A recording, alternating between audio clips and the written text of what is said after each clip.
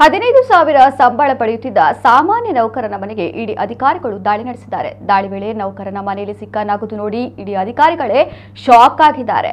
ಜಾರ್ಖಂಡ್ನಲ್ಲಿ ಈ ಘಟನೆ ನಡೆದಿದ್ದು, ಇಡಿ ದಾಳಿ ಮಾಡಿದಂತಹ ಮನೆಯಿಂದ 30 ಕೋಟಿ ರೂಪಾಯಿ ನಗದನ್ನು ವಶಪಡಿಸಿಕೊಂಡಿದ್ದಾರೆ. 10,000 ಲಂಚದ ಪ್ರಕರಣದ ತನಿಖೆ ನಡೆಸಿದ ಇಡಿ ಅಧಿಕಾರಿಗಳು ಜಾರ್ಖಂಡ್ನ ಗ್ರಾಮೀಣಾಭಿವೃದ್ಧಿ ಸಚಿವ ಅಲಂಗೀರ್ ಆಲಂ ಅವರ ಆಪ್ತ ಕಾರ್ಯದರ್ಶಿಯ ಸಹಾಯಕನ ಮನೆಗೆ ದಾಳಿ ಮಾಡಿದೆ.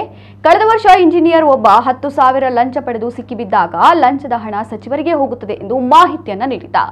ಈ ವೇಳೆ ಸಚಿವರ ಸಹಾಯಕರ ಮನೆಯಲ್ಲಿ ಹಣ ಇದೆ ಎಂಬ ಮಾಹಿತಿ ಇಡಿಗೆ ಸಿಕ್ಕಿತ್ತು.